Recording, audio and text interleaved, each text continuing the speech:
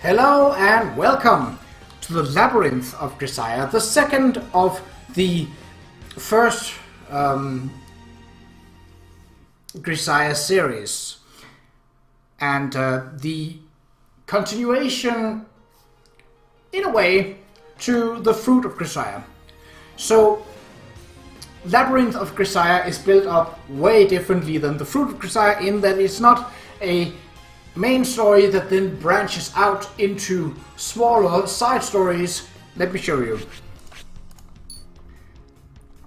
So here you see we got short stories, which are small extra stories that might be in the main story, as it says, Yuuji's past, which is what this playthrough will be larger part of.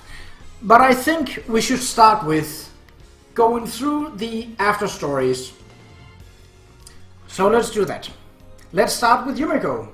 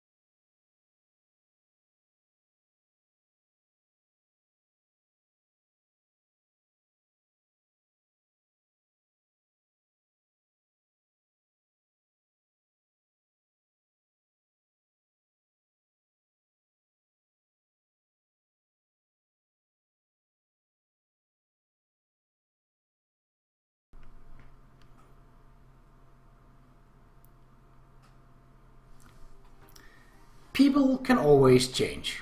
From what I hear, those are always the first words a warden says to inmates newly admitted to a maximum security prison.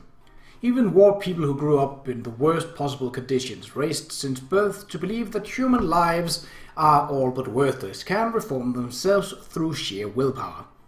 I assume that's what it means at least. I don't think I can say whether or not that's true. People tell me I've changed, but it doesn't really feel that way to me. Use all the fancy words you want. In the end, people are what they are. You might be able to carve a cube into a sphere, but a sharp, crooked nail isn't quite so easy to reshape. That was my opinion until now, at least. But it seems I may have to reconsider that idea. Why, you ask? Well, that's the start. I'm here today to service Mr. Yuuji any way I can. Pyong. The woman once derided as Box Cutter Girl is currently sitting on my bed fully clad in a cosplay outfit, a pair of fuzzy bunny ears perched on her head. For anyone who knows Takagi Yumiko, such a sight would be more than enough to make you reconsider a few of your fundamental beliefs about the world. Oh, Yumiko, why did it come to this? Why didn't you just reach out to me for help? Stop dramatically pinching the bridge of your nose. I haven't given up on life or anything, okay? Then why? Is it some kind of punishment imposed on you? Did Machina compel you to do this against your will? Just shut up and let me seduce you, Yuuji. I'm not really the sort to just say, okay, I'm seduced, at this point, you know. Believe me, I'm well aware of that. But if this doesn't make you happy, then I put on this embarrassing outfit for nothing. Tears well up in Yumiko's eyes as she speaks. Her body quivers with humiliation. True enough, my apologies. I'll accept your gesture with gratitude. Really? Yeah, you got a great figure, you know. That bunny suit looks amazing on you. Do you actually mean that? Take a look at me. It should be fairly obvious I'm not lying. Oh, you're right. Most men do tend to get in the mood when a woman in a provocative outfit jumps all over them, especially when it's the woman they're in love with. Yuuji. Closing her eyes partway, Yumiko proceeds to push her pleasantly warm lips against mine. Mwah. Mwah. Yuuji? Oh, sorry. I was trying to decide how to proceed. I spent a great deal of time training myself so that I can respond quickly and appropriately to the most unpredictable of accidents. Even a moment of hesitation can sometimes prove fatal. Accordingly, I strive to consider every possible scenario and repeatedly practice my responses. With enough repetition, my body begins to remember what it needs to do. Rather than wasting my time mentally processing what I'm hearing and seeing, I can respond to most situations through pure reflex, and yet... A honey trap in enemy territory would be one thing, but the girlfriend I've been with for some time launching a surprise bunny girl attack in my own bedroom? It doesn't get much more unexpected than this. It's not unheard of for savvy veteran soldiers to offer fatal wounds from laughably amateurish traps set by guerrillas, though that's rarely due to negligence on their part. The more confident you are in your ability to anticipate danger, the worse you freeze up when faced with something truly unexpected. I suppose the pyong was a little much, wasn't it? Well, that did surprise me a bit, but right now that costume of yours is my primary concern. Huh? To elaborate on my previous remarks, no male can resist the appeal of a bunny girl. And I'm not just talking about human men. Be it a golden retriever on a leash or a lion roaming the savannah, quite literally every male and mammal in existence can appreciate the appeal of the bunny girl. I see. However, the inherent power of this outfit is only truly effective at a certain distance. Under circumstances like these, its effectiveness will gradually deprecate. But why? When you approach the kissing range, I can no longer see the bunny ears on your head, and when I glance down I see only your exposed cleavage. In short, the bunny suit simply can't bring its power to bear at point-blank range. You're saying I might as well be naked? Does that mean I did all this for nothing? Once again, Yumiko's eyes begin to flood with tears. Never fear. Let's move to a setting that can bring about 120% of that suit's appeal. A setting? From the look of it, that suit's made from synthetic fibers that don't need to be dry cleaned. There shouldn't be a problem.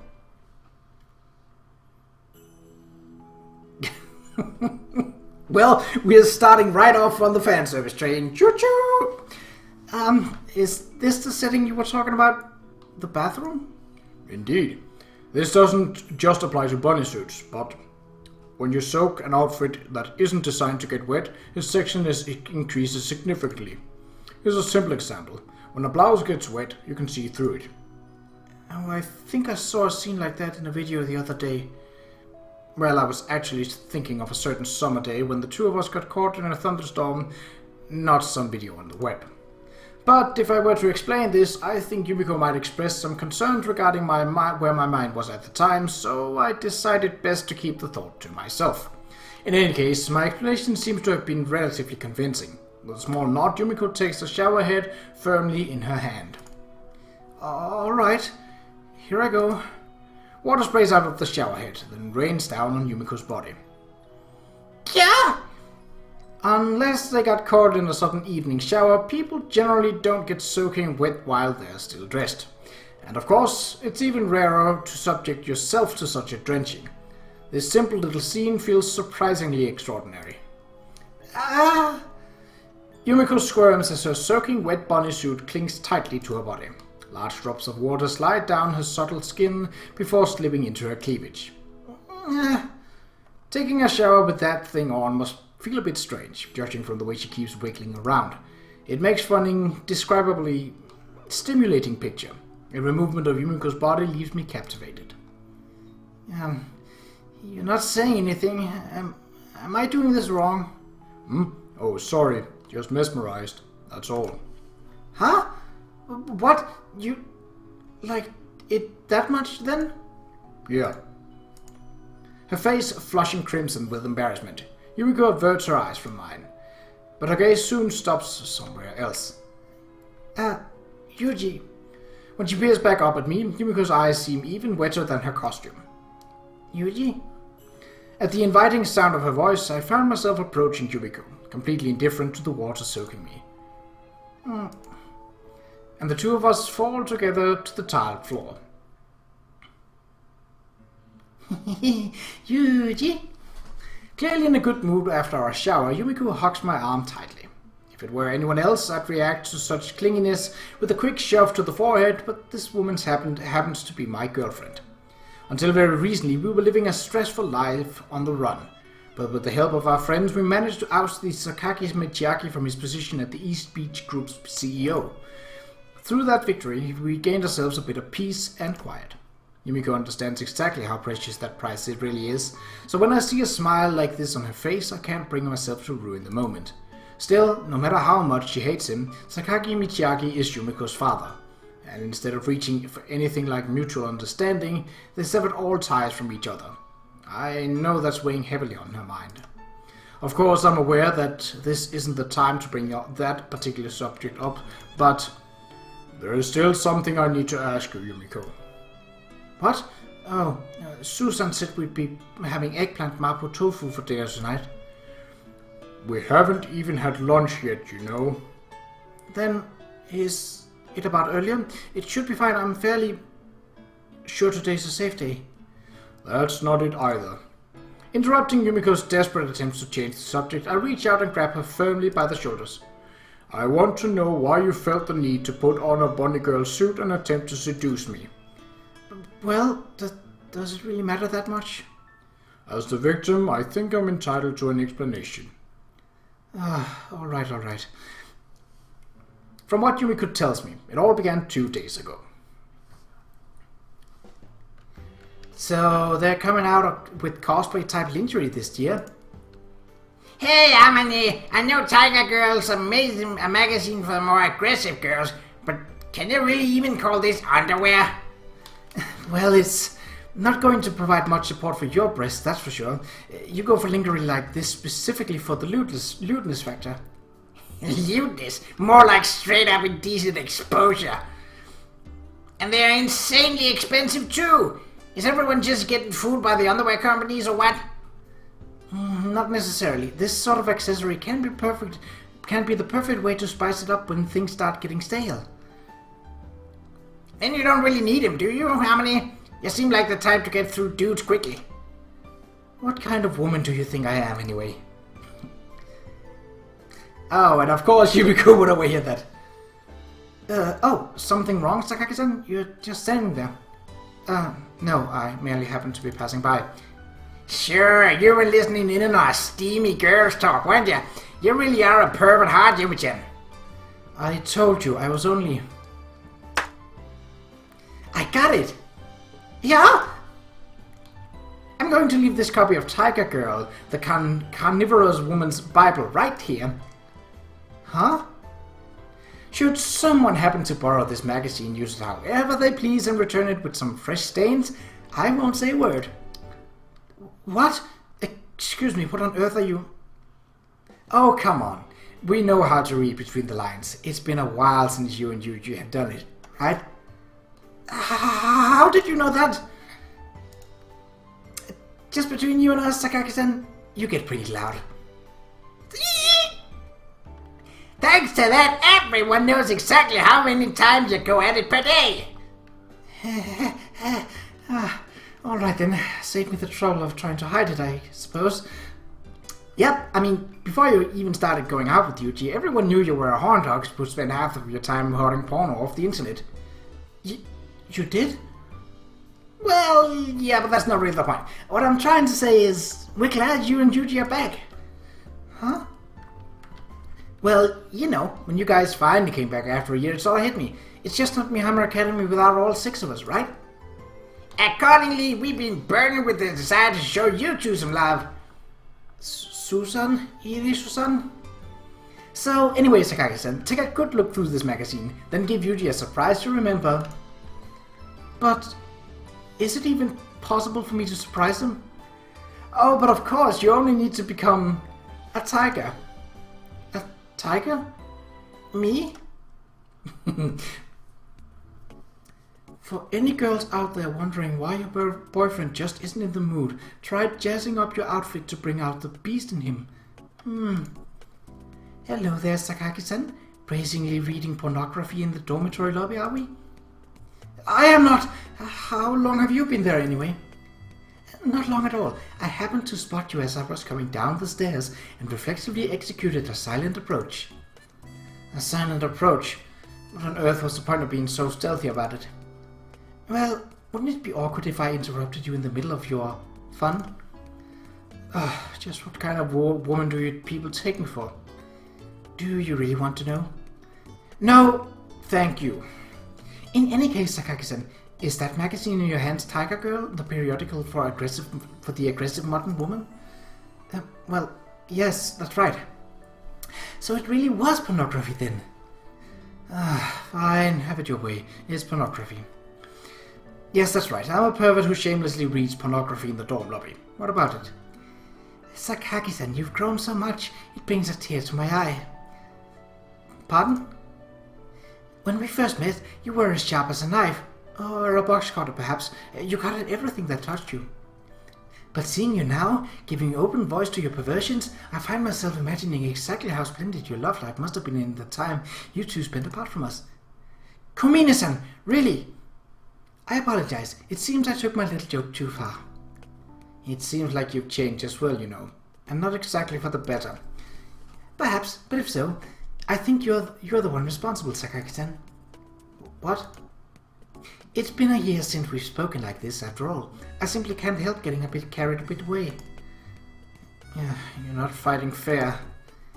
But it's the truth. We've all been longing for you and Kasami-san to return.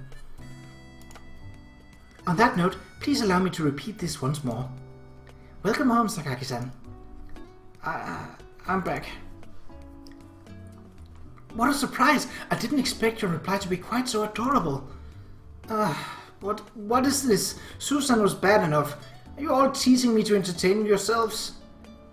Perish the thought, Sakaki-san. We're overjoyed that the two of you have overcome the many trials and tribulations that stood in your way. You have our unconditional support.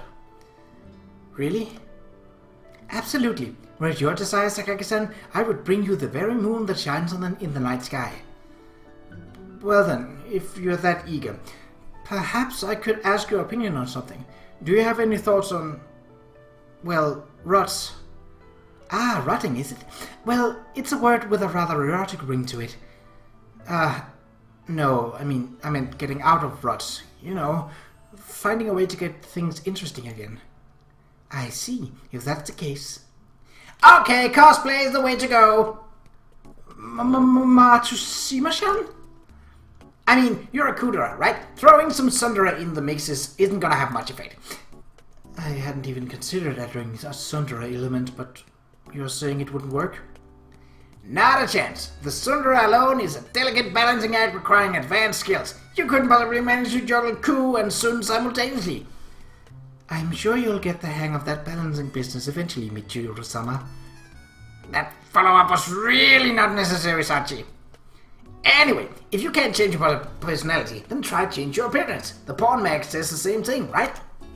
I do see how a visual adjustment might make for an effective strategy, but cosplay? I've never done anything of the... All the more reason. What?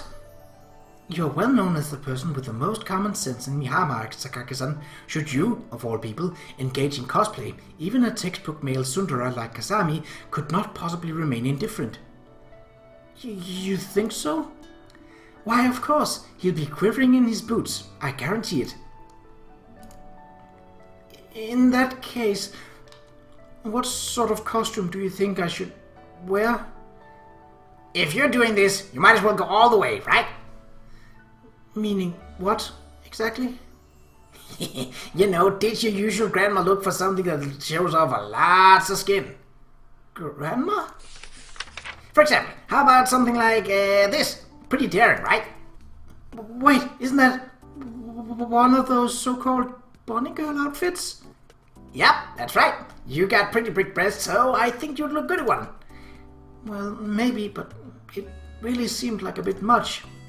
There's no point in doing it unless you go this far. Oh, what if you added pyong to your sentences too? That's totally a helpless little herbivore sound. It'd be perfect. Pyong?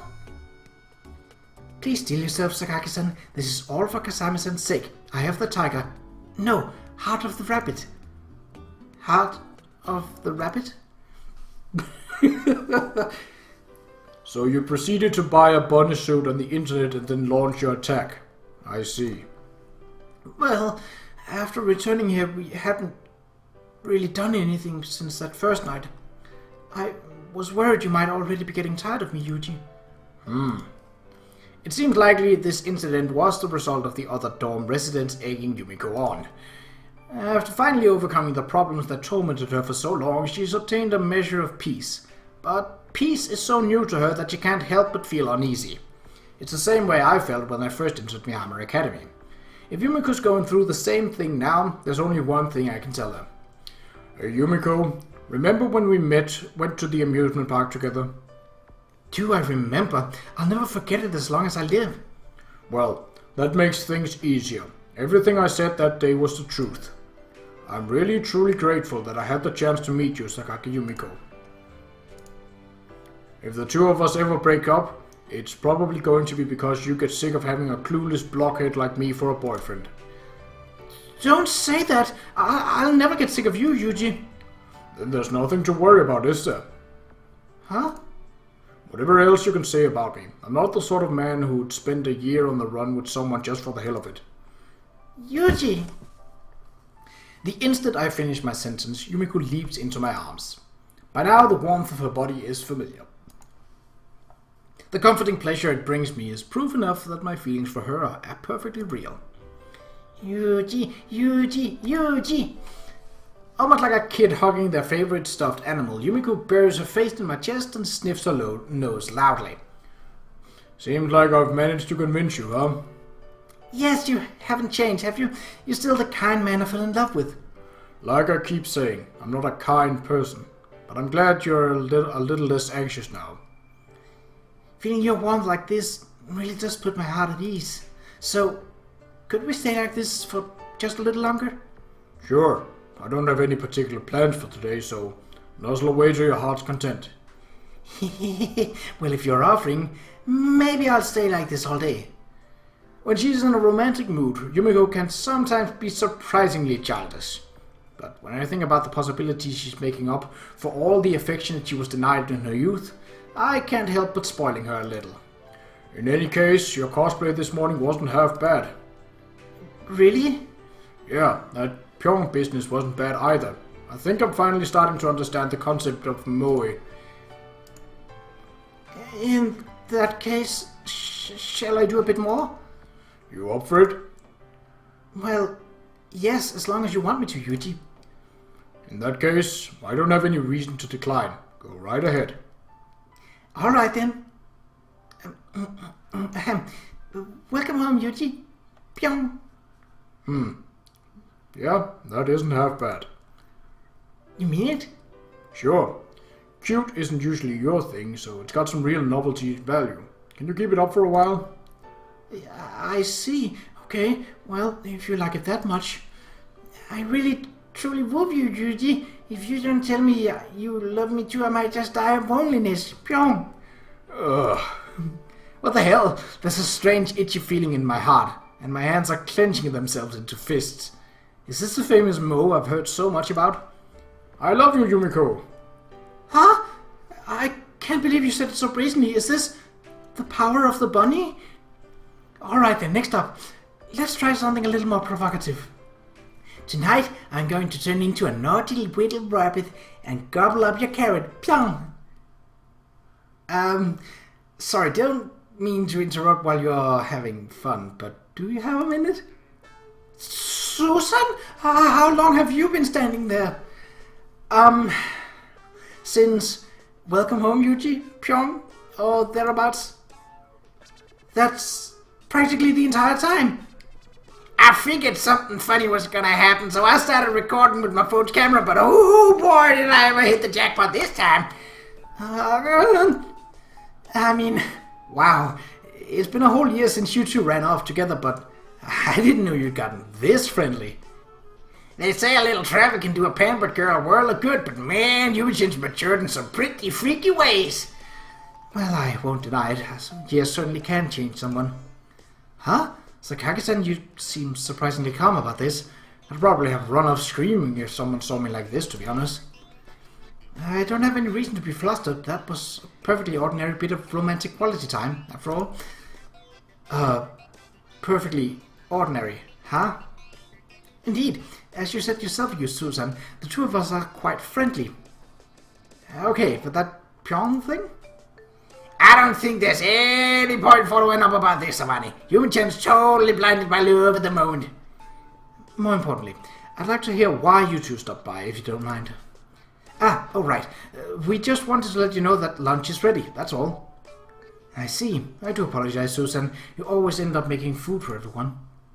It's no biggie. It isn't any harder to make a meal for 6 than 2. If it comes that easily to you, ever thought about staying on as Mihama's Academy dorm mother? Well, the thought did cross my mind, but Mom and Dad have been bugging me to come back once I graduate. I see.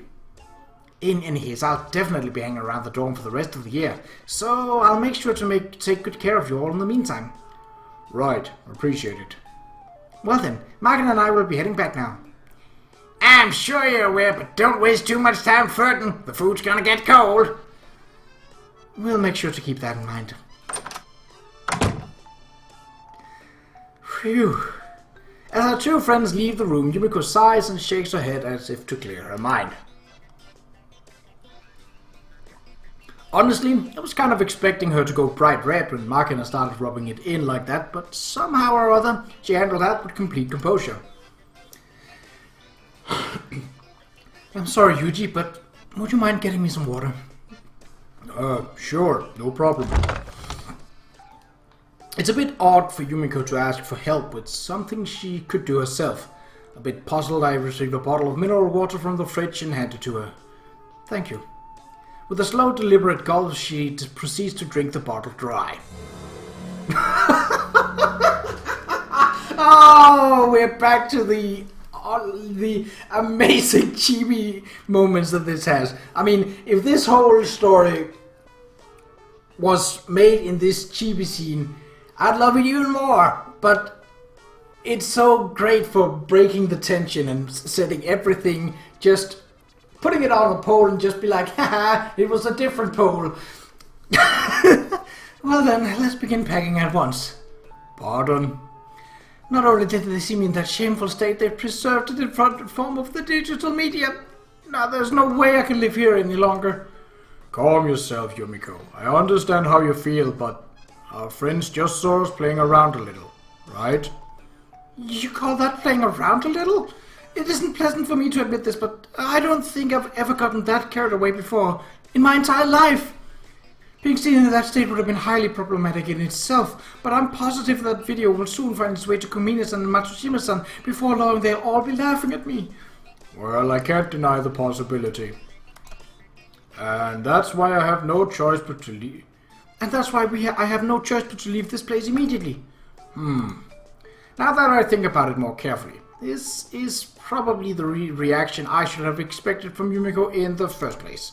She's a deeply prideful girl, and there's nothing she hates more than being laughed at. There's no chance she'd just shrug off being caught in such a totally uncharacteristic moment. That strange composure she was displaying earlier must have been a desperate attempt to preserve what little remained of her dignity. Still, Yumiko, we came back to this school of our own free will, didn't we? Also, we don't know for sure if those two are going to make fun of you. Well, that's true, but we are in a relationship, aren't we? It's just like you said, Yumiko. There's nothing strange about us flirting around a little. But I said Pyong, you know. Look, I was really hoping you'd say don't be silly at this point. I see. Sorry for my lack of tact. Did Despite my best efforts, Yumiko continues to mope around in evident state of despair. In the end, I finally managed to resolve the issue by convincing Machina to delete the recording of the incident in question. And that's where... Oh, well. So we just go there, then here, and tap this. Okie dokie, I've erased Yumi-chan gone wild for good. Appreciate it. Sorry for the hassle. Aw, you don't gotta apologize, Yumi-chan. It's our fault for getting carried away there. Yeah, I guess. I won't ask you not to tease Yumiko about these things, but maybe go a little easy on her. Look, it ain't surprising Yumi-chan's all over you after a year of you running away together, but to try to consider how we feel about the matter, okay? What's that supposed to mean? Yumi-chan's gotten herself exclusive rights to the one and only man in this here academy. A bit of well-meaning harassment is just par for the course. It's not like I'm that valuable a property. You're not the one who decides what you're worth. That's up to everyone else. Look at you, parroting my own words back at me.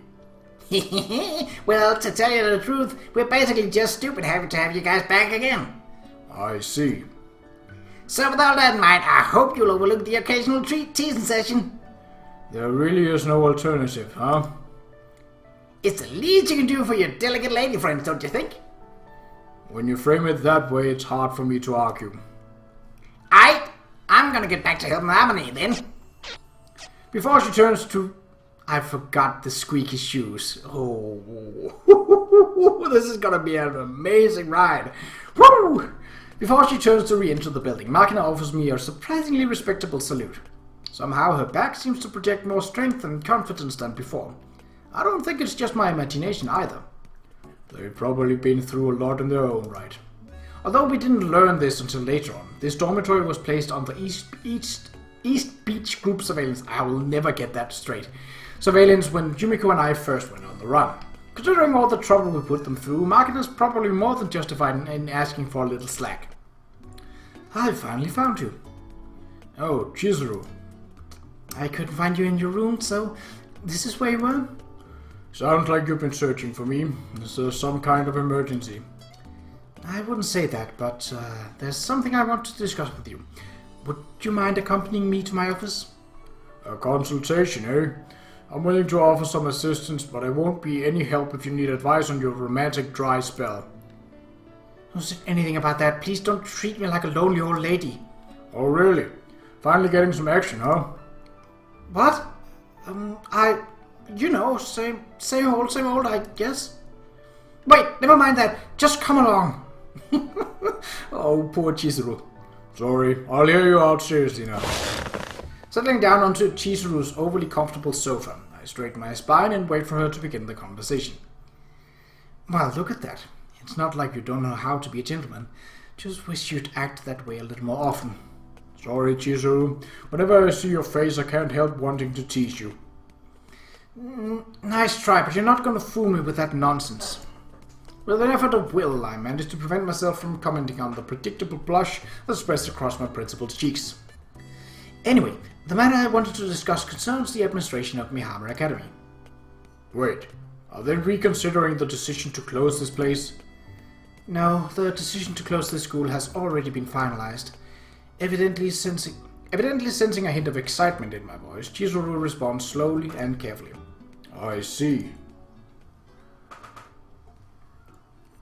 Not that it bears repeating at this point, but the owner of this school was always the Sakagi Academy Educational Corporation. In other words, it belonged to Sakagi Michiaki, the president of the East Beach Group. However, with Michiaki's fall from power, the group as a whole has been reviewing its businesses and their management. This academy had been somewhat notorious as a pet project for the president. Naturally, it wasn't spared a thorough evaluation. The outcome was all but inevitable. Mihama had never been remotely profitable, and they found it would be difficult to change that. The decision was made to close the school at the end of this year. It's just... shutting down the school comes with its own set of problems to solve, you know? What do you mean? Everyone's pretty much decided on their future plans, haven't they? That's true. Apart from you and Sakagi-san, our students more or less have things sorted out. Susan will be returning home to help her family's restaurant, with Irisu-san in tow, And Matsushima-san and Kumina-san will be enrolling in a boarding school I recommended them to. Then what are the problems you're talking about? Well, not to be blunt, but this is about money. Money? Indeed, the school has a secret stash that was kept completely separate from its ordinary operational funds, to be used at the discretion of its principal. And there's a great deal of it left over. Completely separate from the school's operational funds, huh? I'm assuming that means it's off the books. I'm not proud to admit it, but that's right. Originally, it was intended to resolve any problems our students might cause, but in the end there never was any need to use it for that purpose. Well, it's not like a slush fund is anything that out of the ordinary, but why don't you just keep it?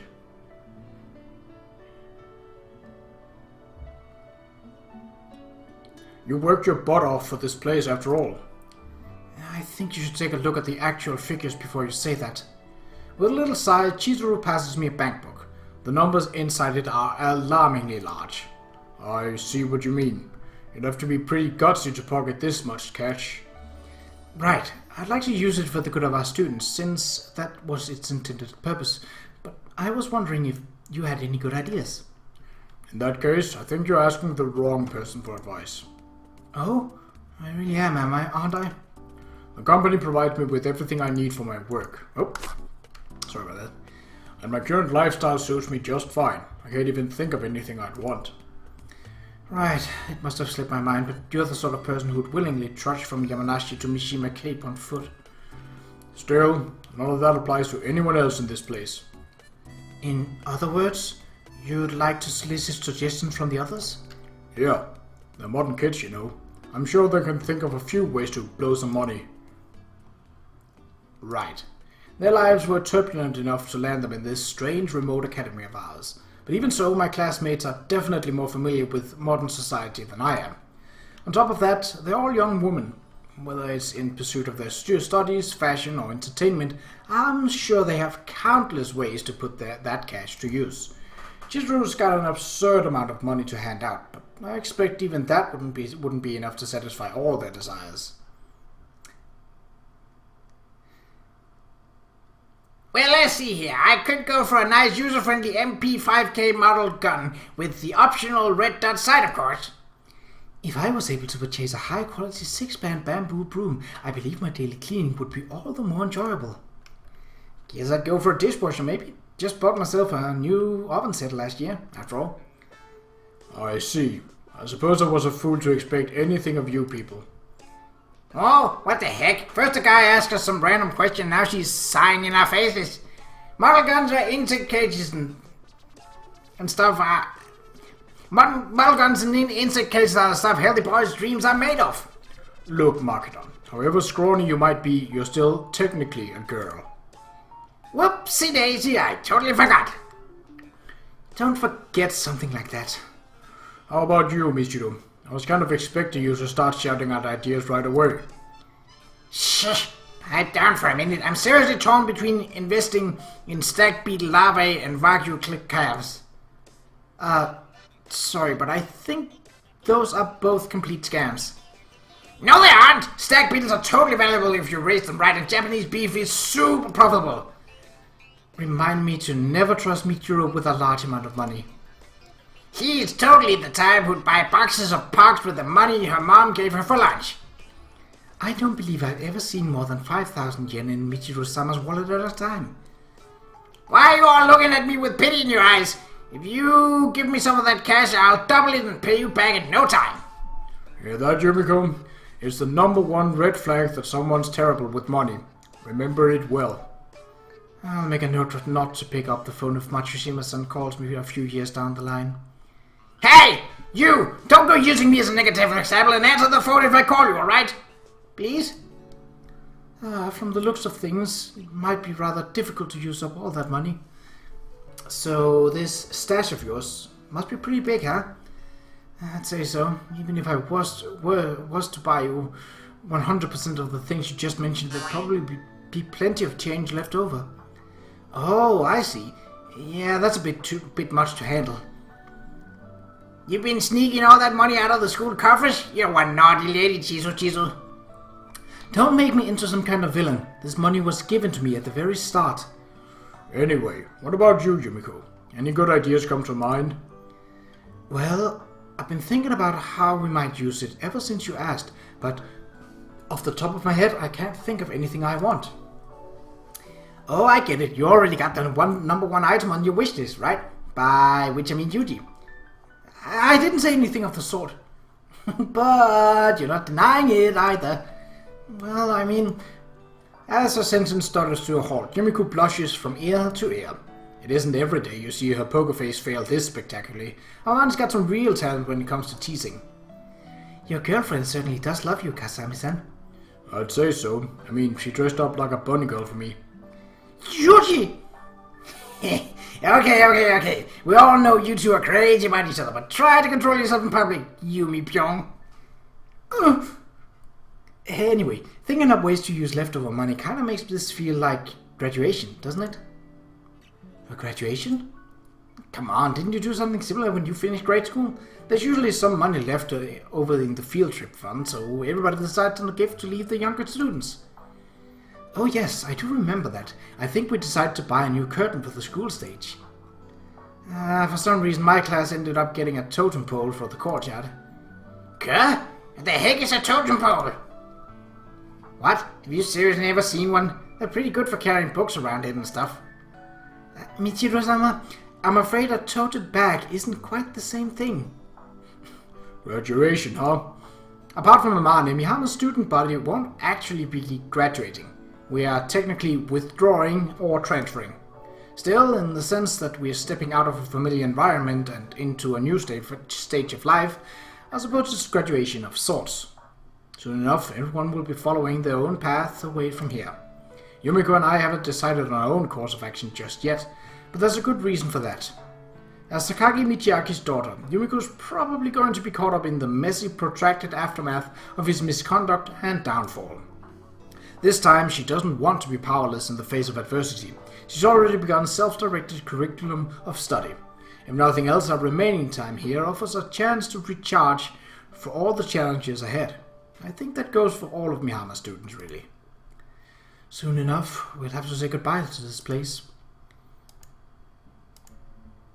When Yumiko murmurs those words, everyone's faces grow a bit gloomy. Beyond this uncomfortable reprieve, an unavoidable farewell awaits us. With that knowledge hanging over our heads, it's understandable that no one's coming up with any good uses for the money. Well, in any case, it's not like we have to decide on how to spend that stash immediately, right? That's true. We do have another 3 months until the school will actually be closing. I'm sure we'll figure out something by then. You sure about this? Even as we speak, grain prices are steadily fluctuating. Michiro-sama, instead of worrying yourself about the commodity markets, perhaps you might focus more on the immediate question of tonight's dinner menu. And now that you mention it, it is about that time, huh? Oh, now that's a good thought. Since Chizuru-Jizu's around, why don't we all pick at a big old hot pot or something? What? Is it alright for me to join you? This dormitory happens to possess both a superb cook and a highly obliging maid, you know. Indeed, it won't be any trouble to secure you some tableware. Oh, goodness, I think I might cry. Really? That's kind of an overreaction. It most certainly is not. Right now, I feel like all my educational policies have been vindicated. Whatever your reasons, I really don't think you should be weeping in front of your students. Yeah, what Oni-chan said. Save them tears for the dude who finally takes your virginity. Iri-Susan! Alright, that's enough of that. No more cheating, Chizu-san. Help me get ready for dinner, everyone. Since when was I Chizu-chan? Having shifted the topic of discussion away from the stash of money, we proceed to enjoy each other's company even more than usual, newly conscious of the fact that our time together is limited. And that's where we'll end the first episode of The Labyrinth of Grisaia. So, I will say a few words about this. So, essentially, these stories go in and take part of the branch ending from the Fruit of Grisaia and sort of nullifies how it ends.